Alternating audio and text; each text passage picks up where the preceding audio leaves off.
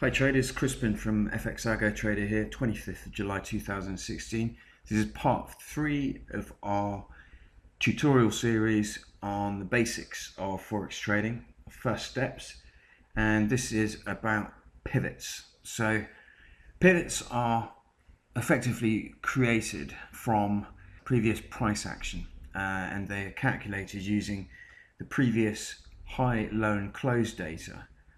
In the case of daily pivots, you take the high, low and close of the previous day. In the case of weekly pivots, you take the high, low and close of the previous week. And for the monthly pivots, you use the high, low and close of the previous month. And what these pivot levels do is create support and resistance levels for us on our charts. And you can calculate the levels yourself if you want to. The formulas are available on the web. Or you can use a tool. And there are plenty of tools out there, which some are free and some are paid for.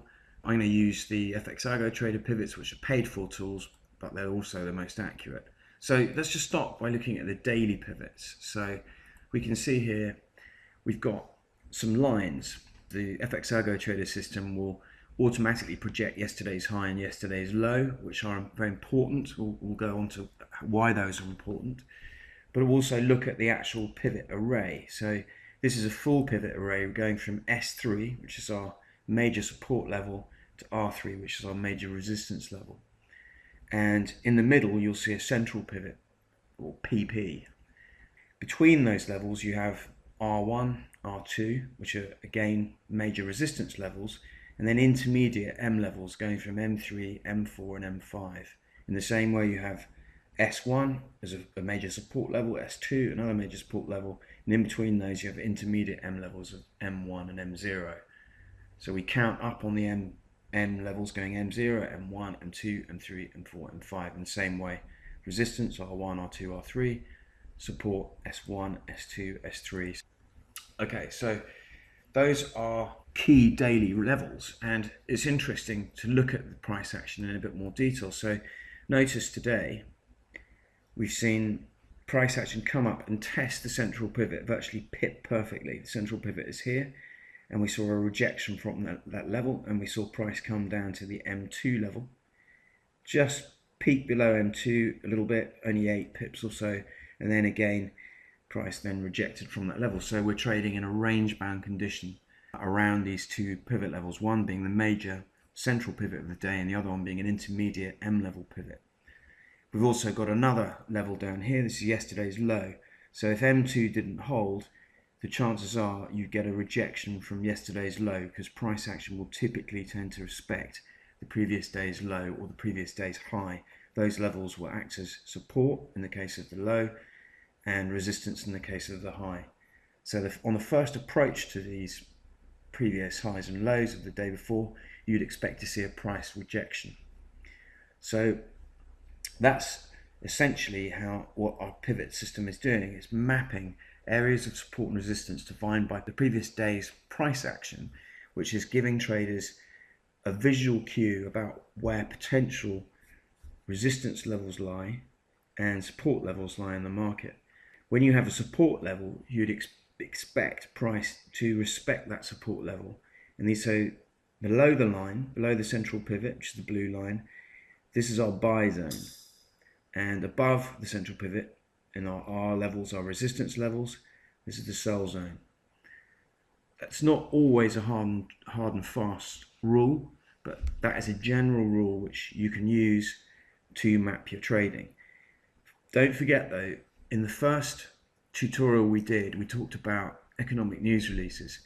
If there's an economic news release, the news can blow straight through all your levels, all your technical levels, Fibonacci retracements, trend lines, all that kind of stuff, pivot levels, all of that can go out the window if the news release is a surprise to the market, and then price will just blow through all that stuff. So technical levels such as pivots are very good when there is no upcoming news release. So when the market is quiet and it's trading technically, daily levels and weekly levels and monthly levels are a good place to look.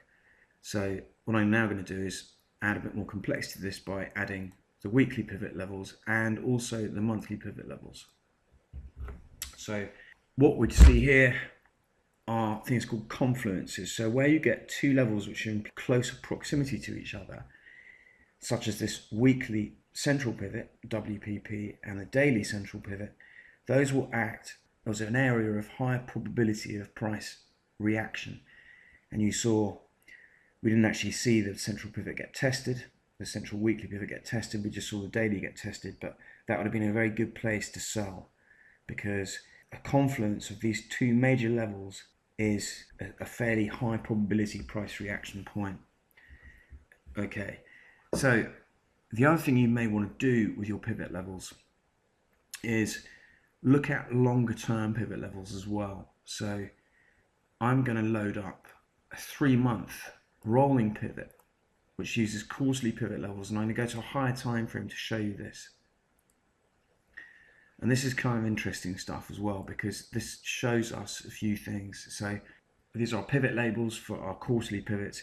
What I'm going to do is I'm just going to go into, these are our Java tools. So I'm just going to go into the quarterly rolling pivots controller, and I'm going to move the label over a bit so we can see things a bit more easily. So what I'm going to do is I'm just going to move the label into the future a tiny bit, because that's going to help us see these levels a bit more clearly. In fact, I'll use a positive label shift. So that's going to move our pivot levels for our quarterly pivots out to the right so we can see these a bit more easily. But the interesting thing is, look what happens here. So this is a quarterly resistance level, and price action came up, tested it, you got a bit of kick through on it, in fact quite a lot, 155 pips over, but look how difficult that level was to actually break through. Price was rejected from it, and you saw over 1,000, 1,500 pips or so rejection. Price comes down, and it then settled at the quarterly S2 level. You got it just pipped through slightly, and then stayed around that level. So, and again, if you go back a bit more in time, it's a pretty good bet you'll see price reaction respecting these quarterly levels quite closely.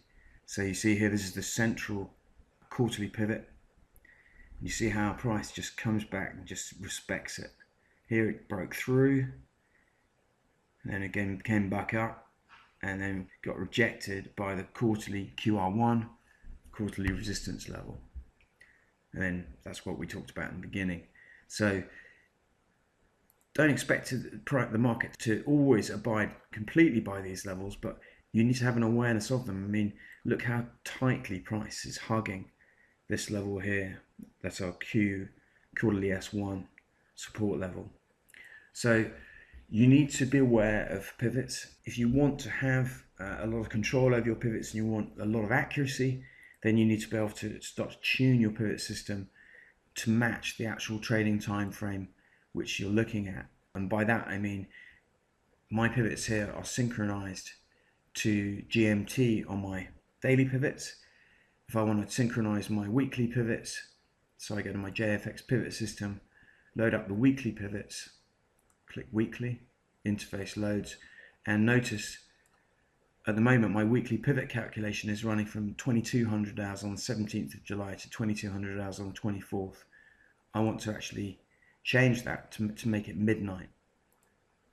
So I'm just going to retard or advance my pivot calculation by -2 hours, because the JFX system uses an hourly calculation basis.